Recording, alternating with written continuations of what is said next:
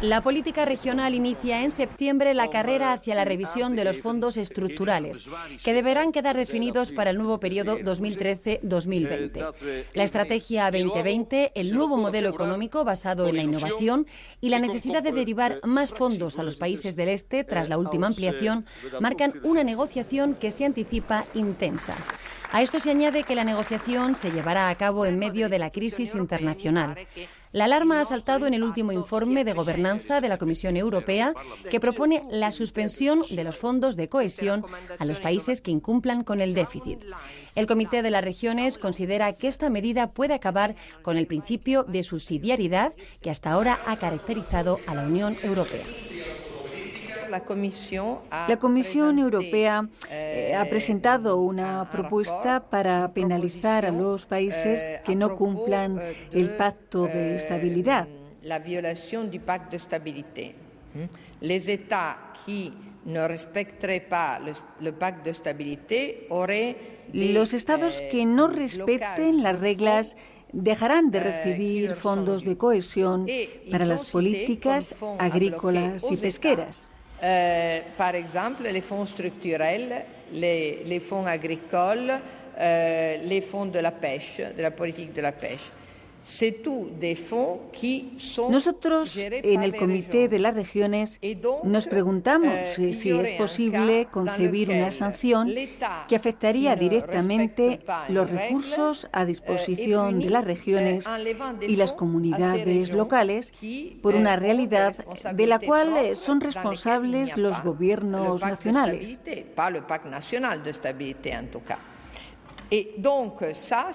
Nosotros empezaremos a trabajar para acudir incluso a los tribunales por violación del principio de subsidiariedad. Apenas Lisbonne entra en vigor, ha violado el principio de subsidiariedad. Con el horizonte puesto en el año 2013, las regiones y las instituciones europeas buscan un nuevo marco de financiación. La ampliación, además, hacia el este de la Unión hace pensar que a partir del 2013 el reparto de los fondos estructurales puede beneficiar a los nuevos miembros. De este tema vamos a hablar hoy en nuestro programa y para ello nos acompañan dos eurodiputados. Salvador Garriga, bienvenido. Muy buenas. Ricardo Cortés, bienvenido. Muy buenas. Y además, tres representantes de oficinas regionales en Bruselas. Están con nosotros Javier Velasco, que es director de la oficina del Principado de Asturias en Bruselas. Bienvenido, Javier. Bienvenido, tú también, bienvenida. Nos acompaña Juan Manuel Revuelta, que es director general de la oficina de la Comunidad Valenciana, también en Bruselas. Bienvenido. Gracias, buenas tardes. Y por último, Mathieu Simon, que es también representante de la región Île-de-France, que es la región que incluye la capital francesa. Bienvenido, Mathieu. Bienvenido, gracias. Pues a lo que yo introducía en un principio del cambio, la búsqueda de un nuevo marco de financiación, hay que añadir la situación de crisis que vivimos en estos momentos. ¿Es quizá un mal momento para las regiones? Lanzo la pregunta a todos y cualquiera de ustedes que quiera contestar. Bueno, yo creo que no es, si me permiten, tomar la palabra, los contertulios tomar la palabra. Yo creo que no es un mal momento para las regiones, al contrario. Creo que es un buen momento, es el momento de las regiones. Creo que la política regional tiene que ser una política regional fuerte, tiene que ser una política regional bien financiada, tiene que ser una política regional comunitaria, tiene que ser una política regional en donde las regiones y los municipios y el ámbito local tenga mucha participación. En ese sentido, creo que es una gran oportunidad para las regiones para ganar fortaleza en el contexto y en el desarrollo y en la salida de esta crisis. ¿Están de acuerdo? Yo desde un punto de vista financiero diría que por lo menos es un momento complicado, porque los propios avances que nos hace la Comisión Europea de cómo piensa repartir los dineros estructurales más allá del 2013, pues la verdad ponen una cierta duda en que si el énfasis se va a poner en los estados pobres o en las regiones pobres. Eso da al Parlamento Europeo un juego político muy grande porque tenemos primero que ponernos de acuerdo entre nosotros cuál debe de ser la estrategia, y la estrategia de todos los diputados europeos, por lo menos los españoles, va a ser que la región está por encima y por tanto hay que defenderla, pero desde luego va a dar lugar a unos debates muy fuertes con el Consejo, con la Comisión e incluso con compañeros de nuestro propio Parlamento Europeo que están en otras líneas. ¿Y qué opinan los representantes de las oficinas regionales? ¿Es un buen momento para las regiones o no? Yo creo que es simplificar hablar del tema del reparto del dinero. Ha habido una cumbre, ha terminado la cumbre, se han establecido una serie de objetivos estratégicos importantes. Estamos en una época histórica, estamos en un momentum, como dicen aquí en Bélgica. Es decir, hay un problema medioambiental enorme, hay un problema de concentración del desarrollo en las grandes ciudades, hay un problema de crecimiento y todos esos problemas son los que tienen que debatir en la Estrategia 2020.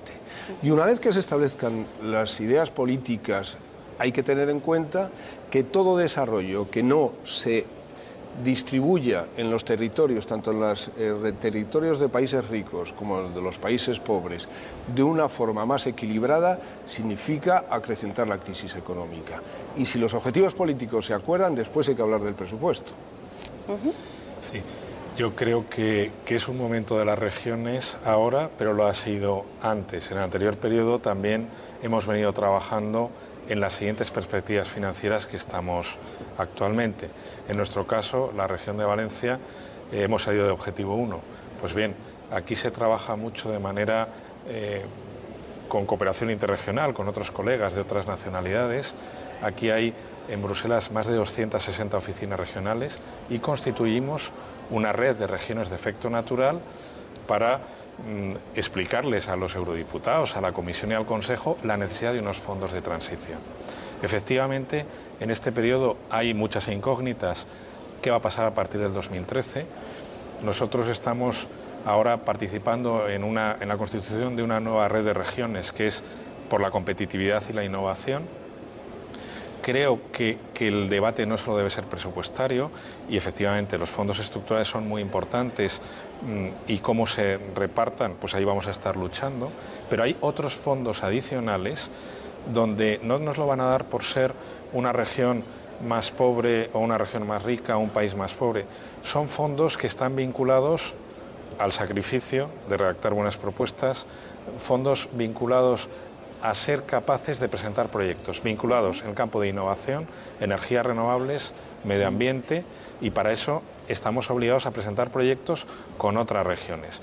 Y volviendo a la crisis, yo creo que desde Bruselas se pueden dar a nivel regional muchas respuestas a la crisis, cómo utilizar los mecanismos financieros del Banco Europeo de Inversiones, cómo configurar una nueva estrategia más sostenible, y ahí coincido con Javier, con que estamos en un cambio de paradigma. Sí, de ese cambio de mentalidad sobre la economía sostenible vamos a tener ocasión de hablar en este debate. Me gustaría escuchar la opinión de Mathieu. Sí, pues yo lo que puedo decir es que pues en Francia tenemos más o menos el mismo debate que en España. Tal vez la crisis no está tan fuerte todavía, pero es verdad que para las regiones decimos que hay que salir un poco de la oposición entre las ricas y los pobres, porque cada región tiene su potencial de desarrollo económico, su potencial de desarrollo social, y aún las regiones las más ricas como Île-de-France también tienen sus problemas, y eso es lo que vamos a intentar defender entre hoy y 2013, porque pienso que Europa no puede construirse con oposiciones fuertes entre nuevos países, antiguos países. Todo el mundo tiene que desarrollarse, y es las regiones de España y de Francia también, como las de Polonia o Rumania. Aprovechando que tengo en la mesa a representantes del Parlamento Europeo y representantes de las oficinas regionales, me gustaría saber cómo son las relaciones entre el Parlamento y las regiones. ¿Son fluidas? ¿Se llega a entendimiento? ¿Cuáles son los canales de comunicación entre ambas? La verdad es que son bastante fluidos y bastante activos.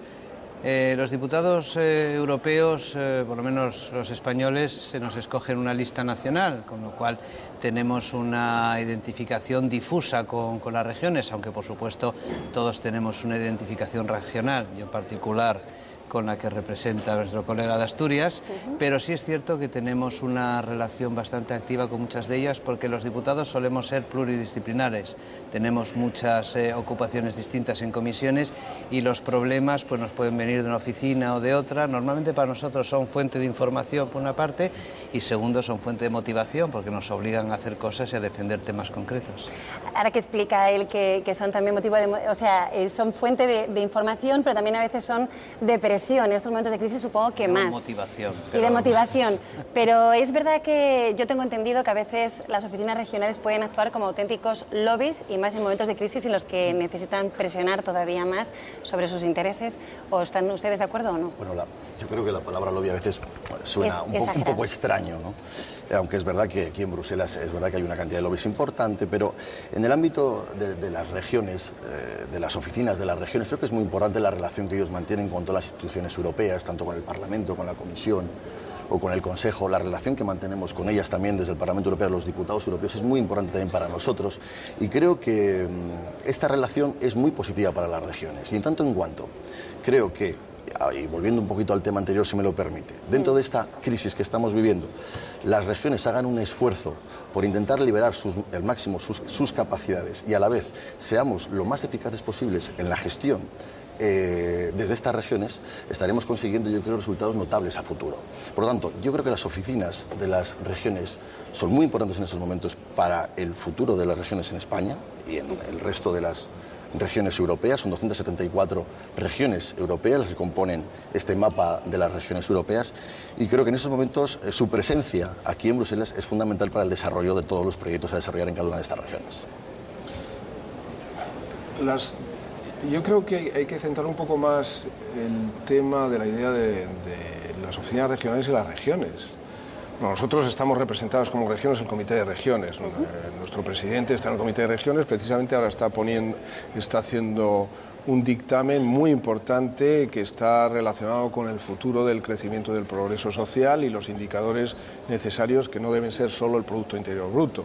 Y entonces nosotros queremos tener influencia desde nuestros gobiernos políticos regionales en el conjunto de la Unión. Y, por supuesto, en el Parlamento Europeo, que debería ser una institución con más atribuciones. Pero esto, me arriesgo, lo digo, y es así. Lo de lobby es un término anglosajón que no corresponde a la cultura europea, de la mayoría de la cultura europea. Nosotros no venimos a presionar a nadie. Nosotros vamos a construir Europa, junto con otros. Y nosotros traemos nuestra interpretación de lo que debe ser Europa a través de nuestra experiencia concreta, que es una región, en este caso Asturias, pero puede ser Andalucía, y ese conjunto de ideas de lo que es Europa tiene que confluir en instituciones como el Parlamento Europeo, en la Comisión y en los gobiernos nacionales nuestros, para construir una Europa que sea una suma, que sea más de las infinitas regiones que hay. Y esa es nuestra labor de persuasión. Nuestra labor es muy técnica. Nosotros no cogemos a un diputado y decir, oye, que votes esto, que sería absurdo, no se dejaría por una parte, y por otra parte no sería una profesión digna. Nosotros somos las oficinas regionales de verdad. Se lo dije a Diego López Garrido, el secretario de Estado, y dije, tenemos el mejor grupo, incluyendo los franceses, el mejor grupo de gente cualificada que sabe interpretar lo que está pasando en Europa en función de las vivencias de las regiones, y esas son las oficinas regionales españolas. Se ha llegado a escuchar en estos momentos de crisis que pudiera darse la posibilidad de cerrar estas oficinas. Ustedes están defendiendo su presencia, la labor que realizan. ¿Qué les parecería que se tomara esta decisión de cerrar estas oficinas? Que esos que lo dicen, que vengan aquí, hablen con nosotros. Les podemos invitar a un debate. Esperamos invitar a un debate, y seguro que salen encantados y defendiendo las oficinas regionales. Me gustaría escuchar alguna de esas defensas, aunque no estén los contrincantes. Sí, pero ¿cómo podrían defender la existencia de estas oficinas? Bueno, yo creo que hay que ver qué es lo que hacen las oficinas, porque es muy fácil decir vamos a recortar gastos. En primer lugar, las oficinas regionales cooperamos, en este caso con el Parlamento Europeo, en muchos dosieres importantes.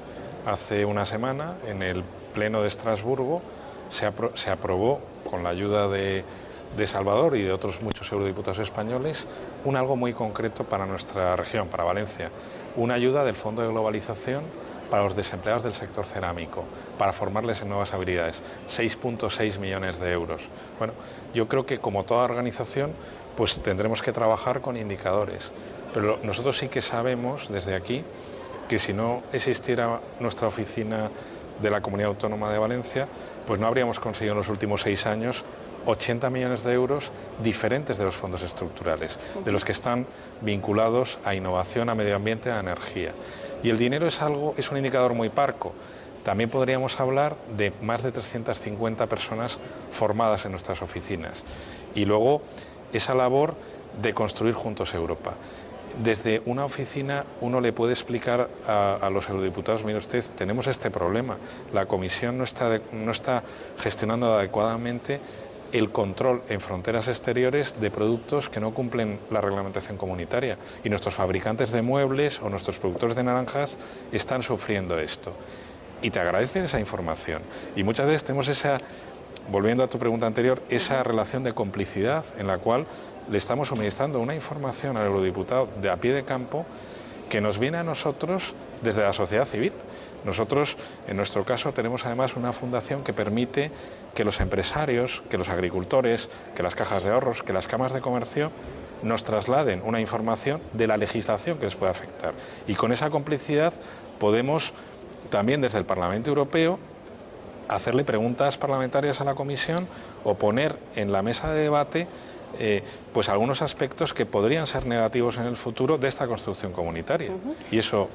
Sí, no, iba a apuntar que aprovechando que nos acompaña Mathieu Simon, que representa a la región de otro país, me gustaría preguntarle si existe rivalidad entre los intereses de unas comunidades, de unas regiones y otras. ¿Se pueden convertir en un momento dado en enemigos? También me hablaba de que precisamente hacen lo contrario, agruparse, pero ¿puede haber también esa rivalidad? Pues aquí en Bruselas yo diría que no. Hay intereses diferentes entre regiones, eso por supuesto, pero aquí en Bruselas somos todos... haciendo el mismo trabajo, somos puentes entre la Comisión, el Parlamento y nuestra región. Y yo no veo a mis colegas de otras regiones como enemigos. Y hay que realizar que aquí en Bruselas, aún una región grande como la nuestra, con 12 millones de habitantes, es más